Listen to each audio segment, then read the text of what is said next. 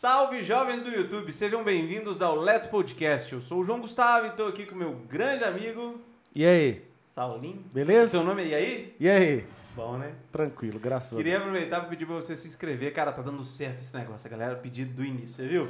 Vídeo de ontem, geral, fi. Muitos inscritos novos. Cara, sem zoeira, 17 inscritos por causa do vídeo de ontem. Então, se inscreva. Caralho, Aqui, 17 inscritos. por causa do vídeo. Caralho. Se inscreva, dê um joinha, comente. Cara, eu tô tentando levar as coisas a sério. Tudo bem com você? Não, bora lá. Tá. Let's. E é isso aí. Bom, hoje nós temos um convidado desconhecido. Eu não conhecia esse cara. Nem eu. Como é que é o nome dele? Não sei. Professor, mestre, doutor, pós-doutor. É tudo isso, né? É. Meu Deus do céu. Que currículo, viu? Essa mesa aqui, eu vou te contar um negócio aqui. Cara, aqui é só convidado foda. Bom, galera, falando sério agora, o nosso grande amigo, professor Fred. Obrigado, meu querido, pela presença. Fala, galera, eu agradeço muito pelo convite, não só por estarem entre amigos, mas também porque é um dos melhores podcasts que eu estou presenciando no momento, porque ele vai muito de encontro com a nossa realidade, então tá bem bacana, eu tô assim, realmente lisonjeado por estar aqui com vocês, então muito obrigado, valeu. É, muito melhor que o Flow, inclusive. Que é isso? Que é O que é conheço, isso? não? Eu não nem conheço sei. também. Então, pessoal, professor Fred, nosso grande amigo, também músico da equipe rock, que é a nossa banda, temos muito orgulho, né, de ter equipe rock. E hoje nós vamos falar um pouco sobre música, sobre educação, né, sobre as coisas malucas que você faz lá no seu laboratório. Manda né, bala. que eu tenho muita... Explosões. Eu tenho muita curiosidade, né, para poder entender um pouco mais das maluquices que ele faz. Você, então, é professor, você é graduado em... Eu graduei em farmácia em 2011, mas como minha vida nunca é uma coisa tão linear, eu pedi uma bem forma... redondo mesmo. Vocês já me conhecem, então, mãozão. Todo mundo que vem te fala do Manos, cara. Cara, Mãozão eu acho que vocês têm que patrocina, patrocínio, gente. patrocínio, galera. Eu acho que tá precisando, mas eu formei em 2010, cara. Eu pedi uma formação, uma colação de grau especial. Eu adiantei meu curso, porque eu consegui um estágio na indústria de cosméticos e já tinha passado no mestrado. Minha formatura era para ser na metade de 2011, só que na metade de 2011 eu já estava com 6 meses de mestrado. Então, eu precisei pedir uma colação de grau especial, consegui. Peraí, você já tava fazendo mestrado antes de formar? Isso. Tadinho. Foi muito louco, cara. Foi muito louco. O mestrado é em... Biotecnologia, no Aham. NUPEB, na UFOP. Sim. E aí, antes de terminar o mestrado, eu já tinha sido aprovado em 2 processos seletivos do doutorado. Aí eu fiquei... Bonzão. Não, mas é porque eu fiquei na corda bamba, sem saber para qual área que eu ia. E aí eu fui para a área da engenharia. Aí passou, aí, né, o ano de 2017, eu comecei em 2018 pós-doc. Aí, consequentemente, antes de acabar o pós-doc, eu tinha passado no concurso na UFOP para professor, aí eu tive que parar ali. Mesmo, dava eu nem conta. falei isso. Professor da UFOP, né, velho? Não, calma lá. Então, ó, a graduação em farmácia, mestrado em biotecnologia, o doutorado em engenharia ambiental. Ambiental. Caraca. Eu vou ligar os pontos daqui a pouco, vocês vão entender o que aconteceu. E pós-doutorado... Em ciências farmacêuticas. Ciências aí eu volto às farmacêuticas. raízes. Aí eu voltei às raízes. Aí você deu uma ré. E aí você é professor da Universidade Federal de Ouro Preto e dono do querido Alfa Sistema de Ensino, né? Vamos chegar lá também, né? É muita coisa. E dá tempo? Como é que é, velho? Você ainda é músico, né? Às vezes puxo a orelha na questão do músico, né? Ó, cara, minha rotina é uma rotina, eu acho que totalmente diferente de muitas pessoas, porque eu tenho praticamente os 3 turnos trabalhando. Então, eu trabalho de manhã com aulas, né, à tarde e à noite também, fora os serviços administrativos, que eu tenho mais ou menos hoje 12 funcionários fixos, mais outros professores, e tenho também a questão de trabalhar como professor do Alfa. Eu reduzi bastante minha carga horária com os anos, né? De 2017 até hoje eu reduzi minha carga horária de, 12 horas para 2, 4 na semana. Então, eu tenho uma logística diferente, Ouro Preto e Itabirito, mas no início de carreira de professor, eu rodava 2.000 quilômetros por semana. Dei aula em Ouro Branco, Lafayette, Congonhas, 2000. Ouro Preto, Mariana, Ponte Nova, Itabirito, Nova Lima, Monlevade e Manhuaçu. Então rodava, cara, muito, muito. Já assim, foram 3 carros que basicamente 120 mil quilômetros rodados em cada um. Esse aí tá com quanto? 130. Só por causa de aula. Não usei praticamente para quase nada. E equipe rock? E a equipe rock, ano passado, né? Que a gente usou bastante, assim. Mas eu tive uma questão de uso do carro, né? Até meio que exagerada. Né? Pessoas, às vezes, não andam 30 mil quilômetros no ano.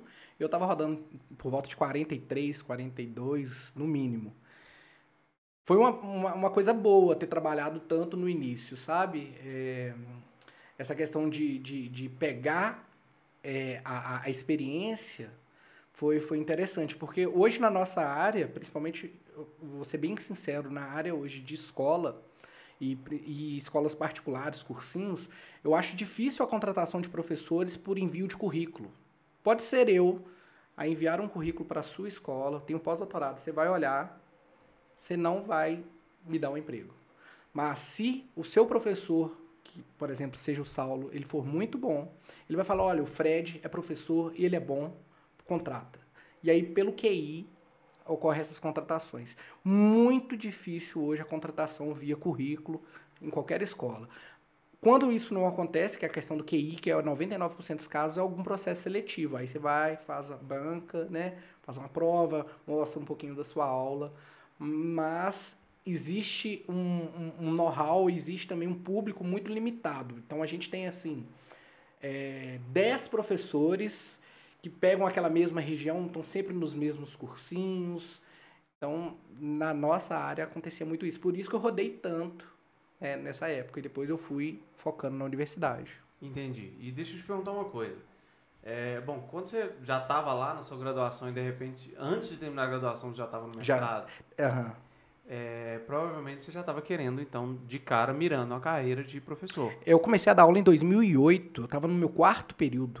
Eu já estava dando aula nos pré-vestibulares. Então, eu só de sala de aula eu tenho 13 anos de ensino médio e, né, no caso, preparatórios. E em 2013 foi a primeira vez que eu fui professor universitário, que aí eu já tinha acabado a graduação, já estava, né, tinha terminado o mestrado. Quando você era pequeno, você ensinava seus amigos? Como é que é? Você era o CDF Cara, da turma? Como não, é que era isso? cara, eu nunca pensei tipo que eu ia assim, ser professor. No 4º período da graduação, você já estava lecionando? E se pensava com 32 anos, né? Ser pós-doutor, né, bicho? Cara, eu não imaginei com 28 ser doutor. E foi com 28 ser doutor. Eu não acreditava nisso. Eu também sou doutor, velho. Isso é muito bom, né? Ele tá fazendo umas piadinhas boas, João. Pergunta do Dom Pedro pra você ver. Mas essa questão de pensar em ser professor, ela não ocorreu assim, igual todo mundo tinha um sonho de ser professor. Eu iniciei essa questão de querer dar aula. Se eu contar para vocês como que surgiu essa oportunidade de dar aula no cursinho, até eu não posso nunca falar mal dele, porque ele é uma escola para todos os professores aqui. Eu tenho professores que, inclusive, são veteranos e depois eles entraram depois de mim no Humanista. O Humanista ele é um projeto lindíssimo aqui da Universidade de Ouro Preto. Já teve várias parcerias com a Gorsex, com a prefeitura. Eu não sei como está hoje, mas o Humanista foi a escola em que eu tive oportunidade. E eu conto que o caso foi bem engraçado. Eu não sabia que tinha um processo seletivo para o Humanista. Eu conto essa história, eu acho que ninguém acredita. Eu cheguei no ICEB para devolver um livro, cara. Era o Leninger de Bioquímica, um livro gigantesco. E na hora que eu passei na frente da sala 1 do ICEB, que é uma sala gigante que tem lá, eu vi uma fila. Cara, você sabe que o ser humano vê uma fila e um amontoado de gente, ele quer saber o que tá rolando. Então, você queria saber se alguém tinha desmaiado, você sempre pensa pior, né? Se tinha rolado alguma treta. Eu chego na fila, vi uma conhecida e perguntei o que tá rolando. Ela falou, não, hoje é processo seletivo aqui, é a prova escrita por Humanista. Eu falei, sim. Rapaz, eles não responderam minha inscrição. Eu não tinha feito inscrição. E aí eu cheguei, o famoso João sem braço mineiro, perguntei qual que era a possibilidade de eu fazer a prova, eu não tinha nenhuma caneta. Aí foi o menino na porta e falou assim, não, pode entrar e fazer. Se você passar. Pedi a caneta para a menina do lado, um lápis para a menina que estava do meu outro lado, peguei, fiz a prova, fui um dos primeiros a terminar na época, que eu fiquei meio assim, sem saber. E eu sei que 9 horas da noite saiu o resultado. Aí 9 horas da noite saiu o resultado que eu tinha sido aprovado na etapa escrita, e 9 horas da manhã era a minha prova prática, né? Era uma aula de 15 minutinhos que eu tinha que dar para a banca dos professores do humanista.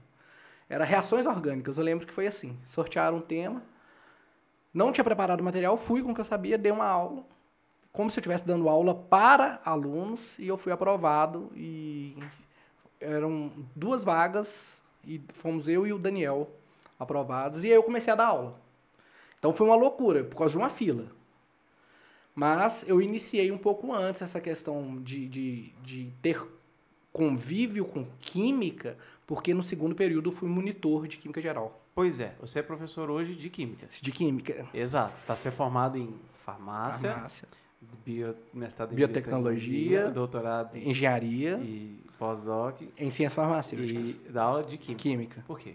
Cara, a matéria que eu tive mais afinidade, assim, e ela ocorreu desde o primeiro ano, mas no terceiro ano aconteceu uma peculiaridade que ocorria muito pouco na escola que eu estudava. Eu fechei o ano letivo com 100 em química. E fechar o ano letivo com 100 na química com o professor que eu tinha era, assim, missão impossível. E eu consegui esse feito na época. E acabou que foi por causa de um professor, né, que ele tinha mestrado na UFV, que eu comecei a gostar. Então, assim, eu passei para farmácia. Farmácia, basicamente, né, várias químicas. O curso de farmácia é muito amplo, mas no início é basicamente química geral. E eu gostei muito da disciplina e ali eu já sabia que eu ia trabalhar com aquilo pro resto da vida. Ô, meu caro, seguinte, quando eu falo, eu graduei em Direito, as pessoas, mas o que você fez lá? Você decorou as leis? Né? Quando eu fiz música, as pessoas, você fica tocando o dia inteiro? Aí eu te pergunto, em toda essa graduação... Você fala que faz arquitetura, você fica jogando The Sims? Exatamente. Véi, eu sempre tive curiosidade, porque é claro que no meu imaginário, né, de uma criança de 5 anos, eu te imagino lá fazendo experiências malucas no laboratório, umas reações muito loucas. O que você é capaz de fazer dentro daquele laboratório? O que de maluco ou de simplesmente de não palpável aqui pra gente na sociedade normal, pra gente entender, pra gente adentrar no seu trabalho? Tá. O que você faz lá? Então, pensando em contribuições para a sociedade. Então, vamos deixar a ciência para a sociedade, tá? Porque existem aquelas restrições também da gente fazer um tipo de pesquisa que é extremamente focada e, às vezes, não aplicável, tá? Então, das últimas pesquisas que eu fiz, porque a gente tem uma possibilidade de pesquisar diversas áreas. Então, eu fui para uma questão ambiental, tá? Essa questão ambiental... o menino tá brincando. Desculpa, vai lá, tô te ouvindo. Em relação à questão ambiental, era o seguinte. Eu vou explicar em 2 minutos de uma forma que a gente, leigo ou não, consiga entender. Nós tomamos medicamentos ou outras substâncias, hormônios, que são excretados de forma inalterada ou com algum tipo de transformação na urina. Então, por exemplo, a sua namorada, ela toma anticoncepcional e esse anticoncepcional que ela toma, né, de alguma forma ele vai ser excretado, mas só que quando ocorre essa excreção, tá, aquele hormônio ele vai para a água, né, no tratamento de esgoto, ele não é removido durante o tratamento de esgoto e também não é removido no tratamento de água. A gente está falando assim, né, vamos supor, 2 cidades, Ouro Preto e Itabirito, estou colocando coisas aleatórias. Ouro Preto pega o esgoto, trata e joga no rio. Itabirito é a cidade que vai coletar aquela água. É o contrário, porque o rio vem de lá eu não sei agora. Eu esqueci aqui, porque eu não trabalho. Mas de lá para cá? Vamos supor, então vocês de Ouro Preto coletam a água de Itabirito. Então provavelmente acontece isso. Eles tratam o esgoto e aí quando vocês coletam para captação de água, todos os tratamentos também dificilmente conseguem eliminar essas substâncias, tá? E aí, o que eu fazia? Eu trabalhava com substâncias, igual medicamentos que são muito utilizados, né, para hipertensão, diabetes, alguns hormônios, plastificantes, e a gente realizava o tratamento de água da forma convencional, que é o cloro, né, a cloração, e com outras técnicas avançadas. E avaliava se os subprodutos de degradação eles tinham algum efeito, por exemplo, tóxico, né, hepatotóxico, ou algum efeito estrogênico. Como assim, Fred? Alguns medicamentos, por causa da estrutura química, quando eles sofrem algum tipo de degradação, eles podem apresentar uma estrutura secundária que gera, tá, um efeito estrogênico. Então, só para vocês entenderem, é um caso de feminização de peixes, ou seja, você não tem peixe macho mais naquela fauna. Eles são todos... Viagem, velho. Eles se tornam peixes Por causa fêmeas. do lance lá do... Do anticoncepcional. Lá de Itabirito. Lá de Itabirito. Ainda bem que o povo de Ouro Preto é mais tranquilo. Né? Mas aí, Mano, mas a avaliação viagem. tem que ser pensada pra gente também. Porque, por exemplo, a gente tem um consumo que é crônico. Então, o que isso pode gerar? Por exemplo, pode gerar ginecomastia, que é o famoso peitinho em nós homens, porque a gente está consumindo um hormônio feminino. Então, isso tudo é pensado dentro da pesquisa, sabe? Mano, mas é viagem porque você falou de um caso. Muito restrito. E aí, então muito tem uma restrito. misturada. Vou te dar um exemplo. A gente já coletou água aqui da torneira e achou cafeína. O que cafeína indica? Contaminação antrópica, ou seja, homem tem alguma civilização, né? Eu digo cidade, ou alguém, né? Pode ter acampado, pode ter acontecido qualquer outra coisa de alguém que consumiu algum produto que tem cafeína e urinou ou tem algum excremento ali na água que a gente conseguiu captar, porque não é comum em água tratada ou água, né? Sem contaminação ter cafeína, por exemplo. Entendeu? Então, assim, são vários leques, mas esse foi um dos últimos, e depois eu trabalhei com permeabilidade de fármacos no final. O que era essa permeabilidade? A gente avaliava, né, qual a classificação do fármaco. Existem fármacos que eles têm uma ação no intestino, outros... Né, Existem o quê? Fármacos. O que é isso? Fármacos, a gente pode considerar aí, a grosso modo, são os princípios ativos, né, em determinadas formulações, comprimidos, soluções. Tá. Eu tô colocando assim, o conceito mais, né, mais amplo, só pra gente entender. Porque remédio é diferente de medicamento, né? Você entende a diferença de remédio e medicamento? Não. Por exemplo, estar na sua presença me deixa feliz, me ampara, melhora meu dia. Então é um remédio. Remédio não necessariamente precisa ser um medicamento, entendeu? Então tem a ver com isso. Ele é foda. É porque é estudado, né? Entendi. Entendi. Cara, quer falar alguma coisa? muita Fica à coisa. vontade, fica à vontade. Tá, não, eu ia te perguntar justamente sobre essa questão da vacina que tá rolando agora, né? Por que você não fez ainda vacina, cara, pra gente? Cara, eu vou contar uma história, vocês vão achar que é loucura, Você mas... estudou tanto pra quê, Em cara? 2018, eu juro, em 2018, eu fiz um projeto de pós-doutorado para fazer na UFMG. E eu queria trabalhar com antirretrovirais. Porque, como minha vida é uma loucura, em 2016 eu fui aprovado num concurso em Itabirito para ser farmacêutico lá. E eu fui farmacêutico durante um ano e meio lá na UPA Celso Matos. E tive a oportunidade de trabalhar com antirretrovirais para tratamento de, né, no caso de pacientes portadores de HIV. Então eu trabalhei assim, durante um ano e meio como farmacêutico DM, que chama, tá? E eu comecei a trabalhar com antirretrovirais. Em 2018, eu escrevi um projeto para tentar, né, como que eu explico? Tentar ampliar o uso de vários que já estão sendo usados, que era um caso que a gente poderia, né, e várias pessoas já estão fazendo agora, que é testar medicamentos antirretrovirais com efeitos, né, relacionados à eliminação ou, né, no caso, não só a eliminação, mas, né, no caso, a morte viral, né, ser bactericida. Bactericida não, perdão. Com a questão, né, de eliminação do vírus. Porque eu trabalhei muito com antibióticos, então eu trabalhava essa avaliação do antibiótico, com a questão bacteriostática, bactericida, e aí eu queria passar para os antirretrovirais, tá? E se você tivesse passado hoje, você estaria com certeza estudando uma possibilidade de uma vacina? Cara, talvez vacina não, porque não é minha área, mas talvez a gente estaria experimentando como vários já começaram agora, mas talvez eu já tinha começado antes o estudo de outros antirretrovirais. Acabou que eu não fui para essa área, eu fui para a área de permeabilidade.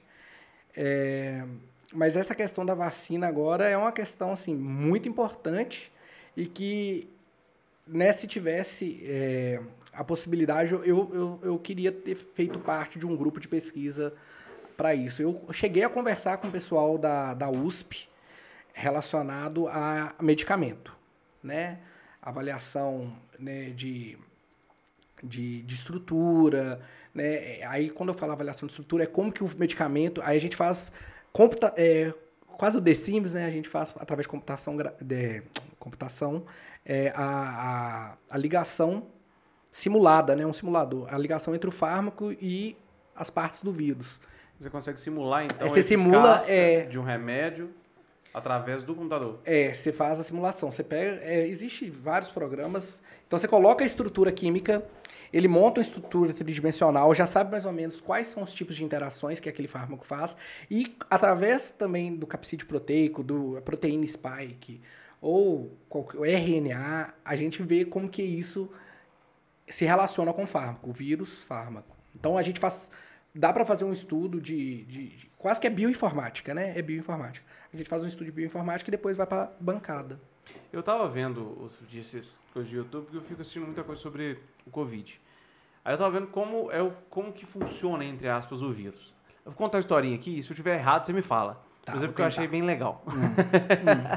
O cara, a questão de como funciona o vírus. É como se, tipo assim, tá acontecendo uma festa, que é a célula, e aí tem uns seguranças na porta lá. Aí o vírus chega e ele penetra. Aí ele tenta entrar e a princípio ele não consegue. Aí ele dá um jeito de entrar pelos fundos, burlar e entrar. Na hora que ele entra lá dentro, o que ele faz? Ele faz a célula de refém, né? E faz com que a célula comece a produzir novos minivírus. Que esses minivírus vão crescer e vão fazer a mesma coisa que ele. Então, na realidade, é como se fosse um sequestrador que invadisse a festa, sequestra, obriga a célula a produzir os negócios e no final mata o refém ainda. É isso? Se a gente pensar em termos de evolução, talvez o vírus não queira que a gente morra. A gente tem que pensar uma coisa assim também. Eu não sei se vocês conseguem entender. Porque se ele está replicando dentro da gente... Bem filosófico, né? Mas olha se você não concorda. Se ele está replicando em células que necessitam estar vivas, vamos colocar uma célula sua. Se o hospedeiro quer você morrer... Ele também morre. Ele, tecnicamente... Né, se você estiver isolado, morreu, acabou pra ele. Mas assim, alguém tem que falar com o corona, então, pra parar de matar a galera. Pois cara. A questão é assim... Há um ano atrás, se a gente tivesse essa conversa que a gente está tendo hoje, ia ser tudo muito complicado, nebuloso. E provavelmente a gente estaria numa situação de obscurantismo. Hoje, a gente já tem muito mais informação. Um ano já se passou. Vários estudos, igual, por exemplo, só no Brasil tem 11 universidades aí em parceria, 11 produções de vacina brasileira. Coisa que há um ano atrás a gente não sonhava em desenvolver. Né? Então, eu acho o seguinte... A pandemia em si do coronavírus, ela está mostrando para a gente a fragilidade que a gente tem em relação a sistema de saúde, a interação população, profissionais de saúde, governantes, ciência, cara, escola. Escola, sim, eu sou defensor de escola, de universidade, de ensino público, de ensino privado. Eu sou defensor de ensino. E eu acho que a primeira coisa que eu tenho que pensar é que ensino é libertador, porque foi para mim. E eu trabalho com um sonho de, sei lá, já tive mais de 5 mil alunos, se eu fizer as contas corretas, que passaram e, sei lá, desses 5 mil eu ainda tenho contato.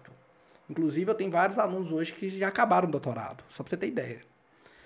Né? Finalizaram agora o doutorado. Então, por exemplo, para mim foi libertador o conhecimento e para essas pessoas eu tenho certeza que também foi. E aí, por eu saber o trabalho que a universidade que as escolas fazem e que até os preparatórios fazem, eu vejo que o que mais aconteceu nos últimos anos foi ataques à ciência e à educação. Foi uma coisa assim que me deixou até boquiaberto. Nunca falei disso em redes sociais, nunca expus posição, porque às vezes você expõe um tipo de opinião relacionada ao assunto que você domina e você é ostracizado como se você não fosse ninguém. Né? Então, a primeira coisa é eles querem cortar sua cabeça fora. Sendo que você domina um assunto, sendo que tem 13 anos que você está ali naquela luta. E eu notei que realmente uma das... Né, porque não tem nada pior do que o que está acontecendo agora, que é, além da morbidade, que é a doença em si, tanto de contaminados, o número de mortes é elevadíssimo. Hoje a gente está falando em mais de 300 mil. Há um ano atrás era a primeira, né? Então, em um ano foram 300 mil. Nos últimos 3 meses, 100 mil. E aí, a gente tem que ver que o erro disso tudo está relacionado com vários fatores, inclusive nós da população estamos envolvidos, porque muitas das vezes a gente não levou em consideração o potencial, né, que o corona tem em destruir tudo. Primeira coisa, nós estamos, de fato, né, na grande onda que se falou, porque sempre falou, vai chegar aquela grande onda, vai chegar o ápice, o pico. É isso que nós estamos vivendo agora? Cara, se a gente tivesse feito direito o que era pra gente ter feito, talvez eu poderia chamar de grande onda. Você acha que ainda vem mais coisa pela frente? Cara, o meu medo... Hoje eu tenho crises de ansiedade relacionada a isso. Não, às vezes, relacionado a mim, mas é um contexto tão grande, família, amigos. Então, eu ainda tenho medo que as coisas piorem. Mas por que eu tenho medo das coisas piorar? Pelo conhecimento que eu tenho do assunto. E pelo jeito que eu vejo as pessoas tratando esse assunto. Tem 2 semanas, praticamente, que eu só saio para ir ao supermercado. Por que eu tô falando que eu só saio para sair ao supermercado? Porque em outras épocas eu saía, pelo menos, para fazer o personal. Então, e eu ainda me sentia culpado, às vezes. Tava gostando, porque tava melhorando a minha qualidade de vida, mas eu me sentia culpado. Só que eu notei o seguinte, que para 80% das pessoas que eu via, não existia ali algum tipo de preocupação, seja no uso de máscara, seja também, né, na questão de cuidados com outras pessoas. Eu cheguei outro dia na cidade de Itabirito, na porta do prédio tinham 10 pessoas aglomeradas, conversando, nenhuma usando máscara. E eu com 2 máscaras, uma cirúrgica e uma de tecido, totalmente preocupado em não encostar no olho, eu tenho alergia, eu fico com vontade de coçar olho e nariz, evitando. Entendi. Tá, mas aí o que acontece, né? Nós temos um presidente que ele desaconselha as pessoas a fazer o que é correto. Então, ele não incentiva o uso de máscara, o uso de os cuidados necessários e tal, o lockdown. Então, eu quero que você me fale, você é o especialista no assunto. Quem tem essa razão? De fato, lockdown é uma medida? Porque a gente entende a importância da economia, é óbvio. Eu tenho o meu próprio escritório e estou sofrendo, porque você não vê as pessoas na rua, o ciclo mercantil não anda, o João a mesma coisa, todo mundo, mas... e aí? Cara, lockdown, máscara, vacina, ivermectina, cloroquina. Um presidente que receita remédio para uma nação. Com que culhão ele faz isso? Me ajuda. O Brasil é muito louco, né, cara? Então eu ainda continuo tendo minhas dúvidas relacionadas às atitudes. E eu vejo que pessoas são muito iguais a essa questão do presidente. Então, vamos ter uma ideia. Ivermectina, cloroquina. Eu vou explicar pelo meu doutorado. Pode ser? Eu trabalhei com a cultura de células, chamava EPG2. São células que são retiradas, tá? De um... Eu vou falar desse jeito. Só explica o que é cultura de células, porque senão a pessoa fala assim, a cultura do rock, a cultura pop... Não explica o que é uma cultura de células. Eu já ia explicar, você me atrapalhou, né? Então vamos lá. Eu pego uma célula de hepatocarcinoma, Então é um câncer. Lógico que ele tá explicando super bem. Ó, é um câncer. Vocês não esperam, eu tenho que falar difícil e depois eu vou pro fácil. Tá bom. Então a gente pega uma célula, tá, de hepatocarcinoma, que é o quê? Um câncer no fígado. Você coleta aquela célula e começa a nutrir ela. Então a gente coloca ela numa garrafinha com meio de crescimento, meio de cultura, como se estivesse fazendo um meio para ela começar a replicar. Tem que replicar seria ela multiplicar. Do cultivo. É né? um cultivo celular. Aquela célula, ela cresce, tá? E depois de algum tempo, né? Existem células que demoram 21 dias, 7 dias, 3 dias, depende da célula que você está trabalhando, ela já pode ser utilizada em estudos. Essa célula de hepatocarcinoma, que é a EPG2, eu tirava uma parte dela, porque ela é uma célula de aderência, então ela aderia à garrafa, ao fundo da garrafa, e aí eu utilizava uma enzima, que é a tripsina. Aquela célula, depois, ela tinha um formato de estrela. Quando você usava tripsina, ela ficava redondinha. Então, se eu não me engano, era isso mesmo. Aí, o que a gente fazia? A gente pegava aquelas células e passava para um outro lugar onde que a gente conseguia quantificar assim, olha, cada pocinho desse numa placa, tá? São vários pocinhos. Cada pocinho desse contém, sei lá, 20 mil células. E a gente colocava aquelas 20 mil células em cada um. Tá? São 96 poços. Porque a gente faz estatística. Então, o que eu fazia? Só para vocês entenderem. Eu pegava aqueles subprodutos lá, lembra que eu falei dos subprodutos? E colocava em contato com elas. Se matasse, era tóxico. Entenderam? Uhum. Se não matasse, não era tóxico. Então, eu tinha um resultado que era assim, tóxico, não tóxico. Tá? Então, da onde que veio esses resultados de cloroquina e ivermectina? O pessoal pegou o estudo e que ele trabalhou com célula e utilizou lá a ivermectina, cloroquina e viu se matava a célula, se não matava a célula. Se matava o vírus, no caso, se não matava o vírus. Só que, galera, a gente tem que pensar o seguinte, in vitro é esse trabalho de cultura celular, tá? Isso é in vitro. In vivo, camundongo, cachorro, a gente, né, até chegar na fase, é bem diferente. É bem diferente. Então, eu acho o seguinte, a princípio, né, a gente quer uma coisa palpável, rápido, e você vai em cima daquilo ali, sai um estudo, o cara pega o estudo, que não foi nem revisado por pares, porque geralmente um artigo científico, ele vai para a revisão, então pelo menos, né, 2 pessoas no mínimo leem seus artigos e dão pareceres científicos a respeito daquilo, são especialistas. Agora, tem como você publicar essas revistas médicas sem ainda ter saído a revisão por pares. E aí você pega uma coisa dessa para ter respaldo, acaba que é um perigo constante. Então, indicações, né? Eu nem vou colocar prescrições, eu vou colocar uma indicação dessa. Em meio a um caos que te gera uma ansiedade, que te gera um transtorno generalizado, como, por exemplo, você passa a ter toque, insônia. Você vai fazer o quê? Você não tem conhecimento, às vezes você venera uma pessoa, você fala assim, não, ela falou, tá falado.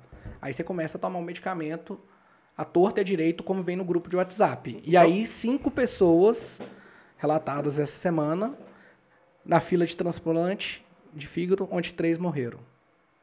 Por causa de hepatite medicamentosa. Porque fizeram o quê? O tratamento precoce do Covid. O kit Covid aí. Azitromicina. Então isso chegou a ser bombardeado assim porque, na verdade, houve um estudo, mas que não foi bem comprovado com o tempo e tal. Depois já caiu por terra. Foi muito rápido. Caiu, porque, cara, não tem como comparar o in vivo com o in vitro. É isso, entendeu? Não existe. E aí, rapidamente, o pessoal viu que não tinha. Só que, por exemplo, é o que eu digo, eu já cansei de falar, briga de família, em qualquer outro lugar. Cara, se você, às vezes, adquirir, sei lá, você adquiriu, né, você foi contaminado, vou falar assim. Você tomou chá de limão todos os dias. Você fala, pô, chá de limão me curou. Depois de curado, você vai falar que chá de limão te curou. Se você tivesse tomado chá de limão ou não, o resultado provavelmente seria o mesmo. Então, foi o que aconteceu com a cloroquina e os outros fármacos que eles colocaram aí. Que o cara tomou, né? Por exemplo, não estou falando nem de tratamento precoce, estou te falando já estava com 5, 6 dias contaminado, já estava, ou com 12, já estava sem sintoma, estava tomando ainda. Às vezes ele não precisaria tomar nada, porque a defesa, né, o sistema imune estava responsável ali e ia dar conta. Só que o que acontece na maioria dos casos é o medo de progressão, né, da doença. E aí o que a pessoa desesperada e sem conhecimento faz? Faz tratamento precoce. Caramba. Eu não entendo por que, então, divulgar o negócio, cara. Cara, mas olha como que a divulgação está sendo feita. A divulgação é feita e a defesa...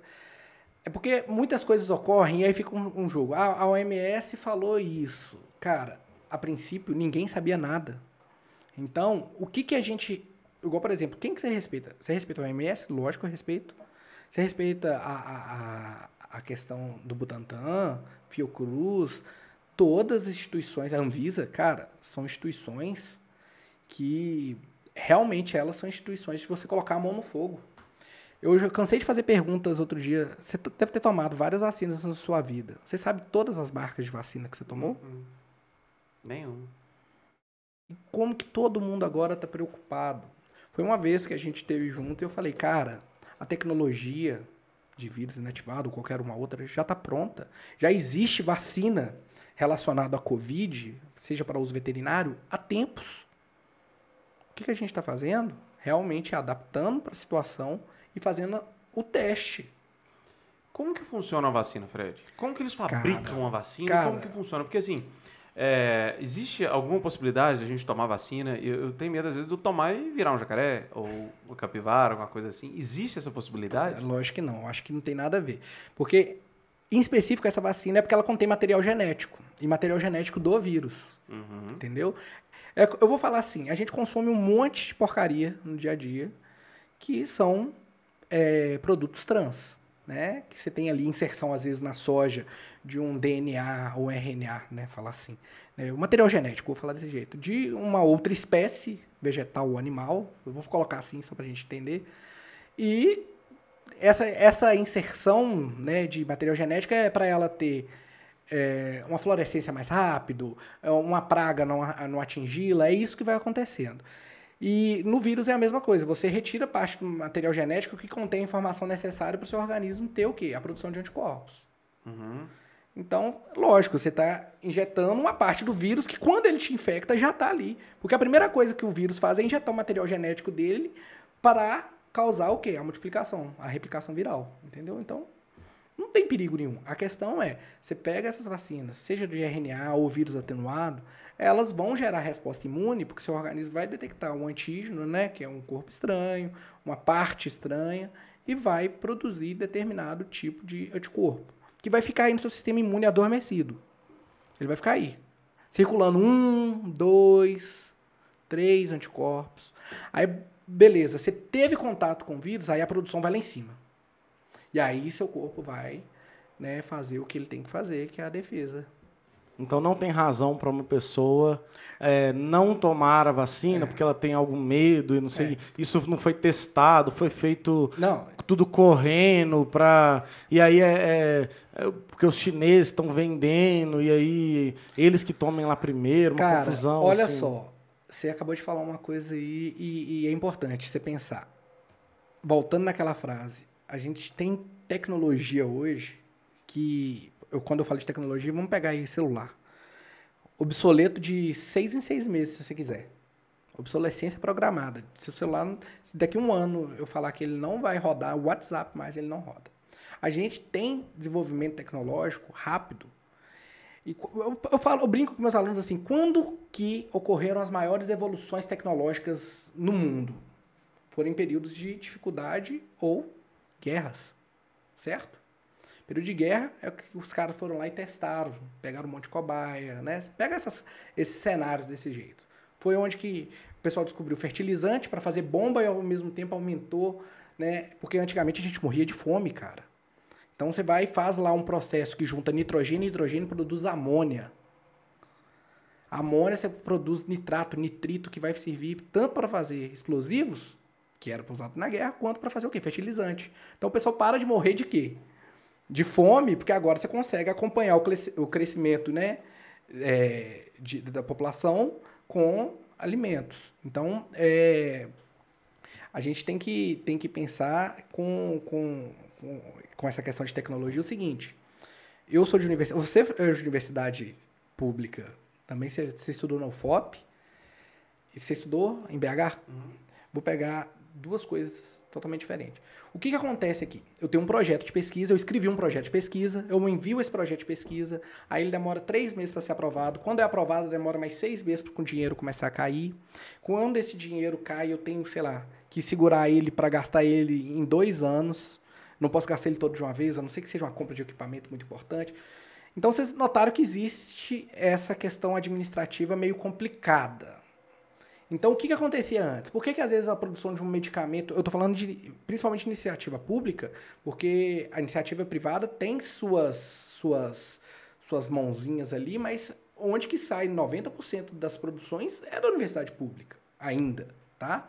Então, o que acontece? Às vezes, para você produzir uma coisa e falar assim, pô, antes levava 10 anos, mas é lógico, olha a morosidade que tem para... pegar o dinheiro, gastar o dinheiro, comprovar que você gastou dinheiro, publicar artigo, ir para congresso. Você tem uma série de coisas para fazer e isso levava tempo. Agora, caráter emergencial, do jeito que a gente está, é uma pandemia. Existe diferença de epidemia, endemia, pandemia. A gente já está cansado de ser bombardeado com essas informações, mas é uma questão global. Todo mundo, iniciativa pública e privada, está nisso. A privada ainda mais. Por quê? A privada está vendendo vacina. Olha, você tem vacina da Janssen, tem vacina da Pfizer, vocês entenderam? Então, assim, tem uma questão também de estatística, eu vou falar assim, é um plano amostral, um número de amostras.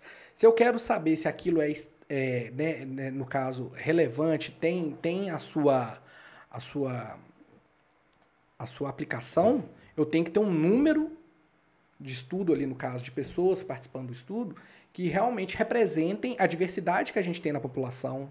Então, você tem que ter alto, baixo, gordo, entenderam? Você tem que ter essa variabilidade para representar bem a população. E esses estudos que foram feitos em 1 ano, olha só para você ver, o pessoal pegou, já fez a vacina rapidinho mesmo, e quando falou, a gente não vai comprar, porque era China. Cara, os caras pegam a tecnologia, vem aqui no Brasil, vê uma coisa que você acabou de fabricar e já começa a produzir em massa no outro dia. O pessoal sempre foi assim. Sempre, sempre. A vida inteira foi desse jeito. De ter, né, condição de copiar a tecnologia. Só que eles são bons. Agora falar, o vírus é chinês, o vírus é isso. A gente já está cansado de saber que esse trem já está rodando no mundo tem muito tempo. É isso que eu ia perguntar. Tem muito tempo? Desculpa a pergunta bem idiota, mas como que surgiu? Cara, o mundo tá tudo bem, tudo normal. Eles comeram um morcego lá? Como é que é? Velho. Cara... Desculpa interromper, porque aí vem as teorias da conspiração, porque veio lá da China, porque eles querem, sei lá o quê, e dominar o mundo, vender vacina, sei lá. É porque o pessoal fez a notificação, né? Como fez a primeira notificação do caso dessa, eu vou colocar assim, dessa gripe, né? Na época a gente não sabia o que era. Foi lá, mas... E foi muito rápido, né? Foi novembro, né? De 2019, China... Aí, Estados Unidos, se não me engano, né?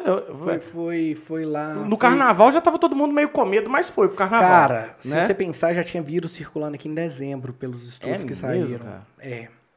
Então, essa questão é muito complicada, porque o pessoal tá começando a associar agora o número de mortes por doenças respiratórias daquele final de ano com os outros anos. Então, quando você comparava, parece que teve um aumento abrupto, né? Sei lá, se morria 1.000, morreu 2.000.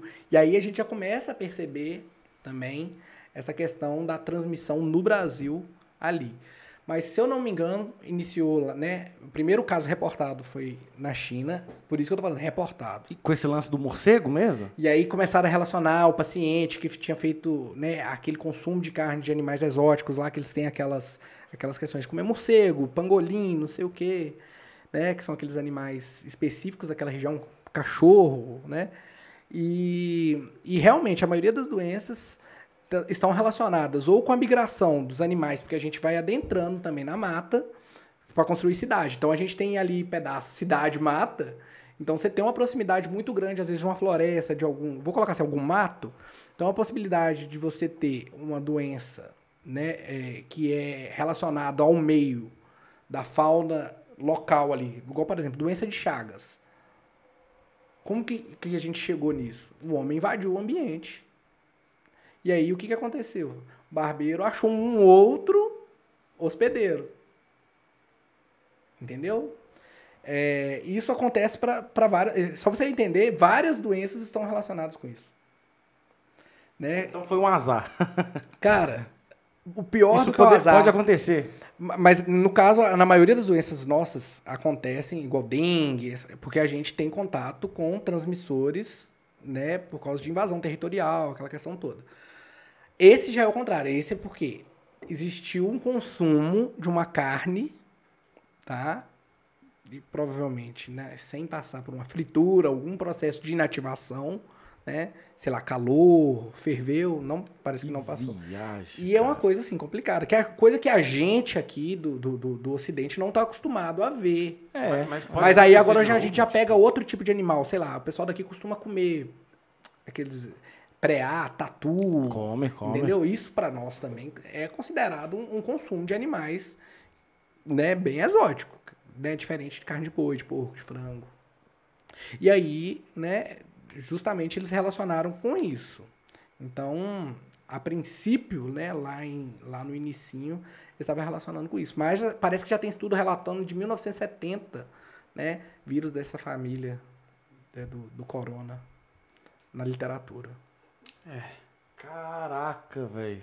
Deus ajude que não aconteça de novo. Já vamos parar de comer esses trem Eu exóticos. tava conversando, Só boi, porco, e agora frango, só acabou. voltando ao ponto anterior que a gente estava, que foi a questão dos medicamentos, eu estava conversando com um professor aqui da UFOP, e realmente ele falou assim, cara, o século XXI vai ser o século das doenças hepáticas.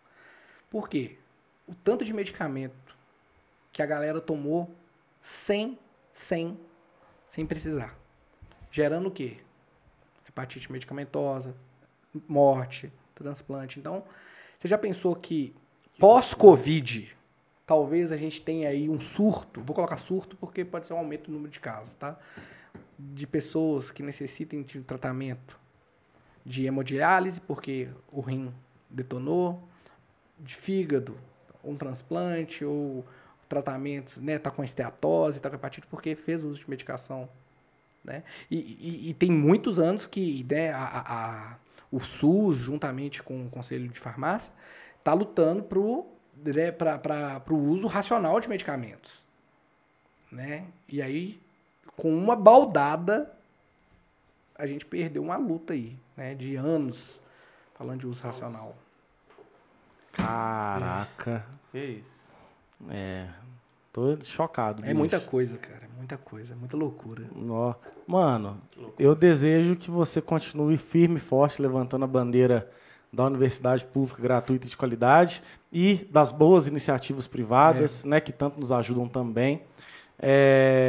A ciência, em primeiro lugar, vocês são guerreiros. Obrigado aí pelos estudos, pelas horas de estudo, sem incentivo, sem, né, na raça. Verdade. E pela boa informação, que hoje em dia a gente aqui, eu acho que um dos temas que a gente mais fala que é o fake news, né? E como que atingiu esse lance aí dos remédios, né? A fake news. Nunca imaginei ver isso, né? Até isso, né? Até uma questão de remédio, saúde é primordial, enfim. Apesar que a gente, né, só te cortando, Claro. apesar que nós brasileiros, a gente tem aquela questão assim, olha, minha vizinha tomou chá de não sei o quê, você toma, eu emagreci porque eu tomei isso, vai lá e toma não sei o quê. Né? A gente tem esse costume, por isso essa questão do uso racional de medicamentos. Parar de querer comprar uma coisa por indicação, porque funcionou na outra pessoa. Então a gente, né, procurar sempre um médico, farmacêutico, eu acho que a gente tem que estar claro. Eu percebi isso ao longo dos anos também, né, que a importância dos profissionais. Eu vou dar um exemplo claro. Hoje eu tenho um escritório de advocacia responsável por toda a minha parte ali jurídica. Por que eu tenho isso hoje? Porque realmente você não dá conta de pensar em um contrato bem formulado, em uma necessidade na hora de na cabeça quente, você não pensa na questão jurídica. Então você tem aquilo ali. O arquiteto, ele é responsável, né, de otimização, principalmente ali do projeto. Você às vezes vai construir uma casa com só que tem quadrado, sendo que dá para aproveitar muito mais espaço. E tem tantas outras coisas que você faz gastando bem menos. Assim como o farmacêutico. O farmacêutico, ele além de promover saúde, ele recupera tá? E, no caso, previne. Então, é prevenção, recuperação e promoção de saúde. Existem outros profissionais que fazem isso. Nutricionista, cara. Eu vejo a importância hoje, se você tem problemas, principalmente igual eu tenho compulsão alimentar, o nutricionista vai te ajudar. Por mais que eu tenha estudo, seja pós-doutor. Aliás, saiu daqui, quem que é responsável? Quem que é responsável por cuidar de uma alimentação correta é o profissional que estudou para aquilo. Eu, por mais que eu tenha estudo, eu não consigo fazer. Porque minha área é outra. Então, eu acho assim, a gente tem que pensar que no educador físico, no advogado, no arquiteto, eu acho que quando você falou essa importância da universidade em si, é também a questão profissional, de você saber quem buscar. E só deixar claro, do ensino, a educação pode salvar esse país e a humanidade. É a única educação coisa que vai libertadora, gente, pelo amor de Deus. A única coisa que vai salvar a gente é isso. Então, por isso que eu foco. Não estou falando só de universidade. Eu acho que a gente tem que mudar muita coisa no básico, tá? Mas eu não posso, como professor, ficar falando assim, você não tem base, e aí você vai para uma disciplina minha e você vai lá e vai ser reprovado. Não. Apesar de eu ter mudado muita postura, às vezes está pegando muito mais na mão hoje do que eu pegava há uns 5, 6 anos atrás, porque mudou. A minha turma não é a mesma de quem está entrando agora, quando eu digo assim, em termos de possibilidade até de conhecimento, porque os professores mudaram, a geração mudou, o tipo de informação que você obtém hoje, cara, você quer saber uma coisa? Em 2 segundos você tem. Então eu acho que é o jeito de usar a informação, e usar do jeito correto. É o caso das fake news. Chega para você informação a toda hora. Agora você tem que aprender a julgar. Porque a maioria das pessoas que divulgam fake news hoje eram as mesmas pessoas que quando saiu a internet nos anos 2000, que a gente começou a usar MSN, aquela questão toda, falavam, olha, não fica utilizando isso muito não, que pode vir aqui uma pessoa te fazer mal e etc. E acabam que hoje essas pessoas, muitas por má fé, mas a maioria por desinformação, fazem essa promoção aí de fake news. Cara, qual que é o seu Instagram? Divulga aí pra galera. @FredJock. Fred Jock. Fred Jock, professor Fred. O que tá rolando lá? Tá rolando uns mapas mentais? Então, tá bombando, inclusive. A gente começou, quando eu falo a gente, porque agora eu tô precisando, já não estou trabalhando sozinho na rede social mais, né? Tem 2 semanas que eu comecei a produzir conteúdos relacionados a ensino médio e ensino superior.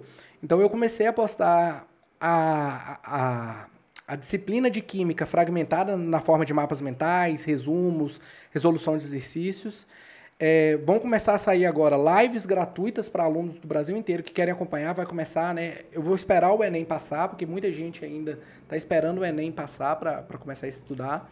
Mas a gente vai começar lives gratuitas revisando todo o conteúdo de química, né, do ensino médio para quem quiser Enem. Eu estou também com um outro projeto, em outro dia da semana, que é um projeto de tutoria de química para alunos do Brasil inteiro que fazem engenharia, farmácia, ciência e tecnologia, para auxiliá-los ali, não só na química, mas também na carreira, porque às vezes um menino ele tem dificuldade em entender o que ele tem que fazer para buscar uma iniciação científica, se ele está estudando certo ou errado, porque às vezes o cara estuda demais e está sendo reprovado, ele não está administrando bem o tempo. Então, esse tipo de consultoria, né, em um projeto grande de tutoria vai ocorrer aí também.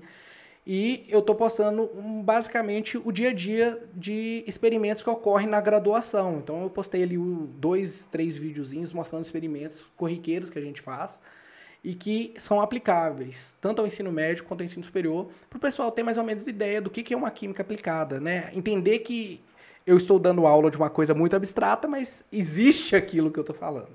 Então o canal tá aí, tá do YouTube, tá no Instagram, tá lá no Instagram, na bio do Instagram. E esse projeto chama Alquímico.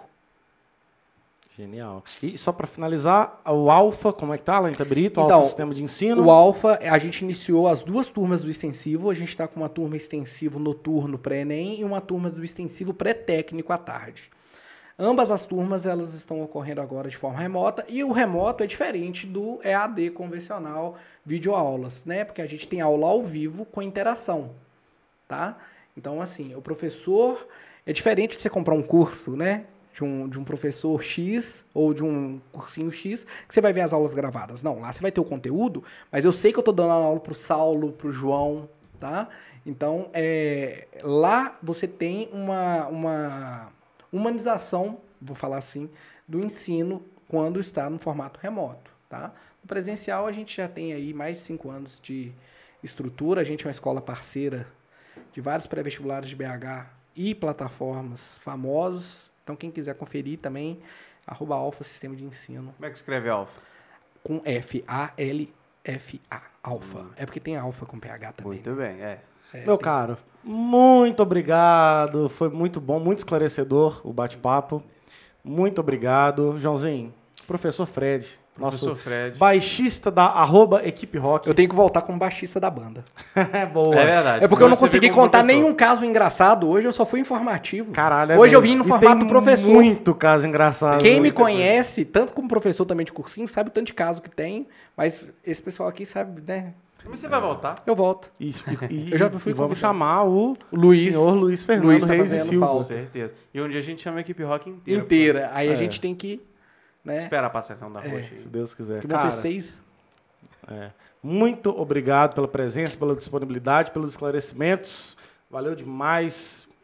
Continua firme nessa luta aí, vai. Eu só tenho que agradecer ao Let's, tá? Desejo sucesso a esse projeto maravilhoso. Estou sempre acompanhando, tá? E eu espero voltar. Desejo também aos dois ótimos convidados, que flua bastante esse papo e que vocês tragam também, além de conteúdo nesse formato, né, que vocês possam levar alegria desse momento de, né, restrição aí, que é o famoso lockdown. É isso aí. É isso aí, pessoal. Gostaria de agradecer a você que assistiu com a gente até aqui. Meu muito obrigado. Já deixo aqui o like pra gente, o joinha. Se inscreva no Não canal. custa muito nada, importante. galera, né? É isso aí. Não custa nada. Não custa nada.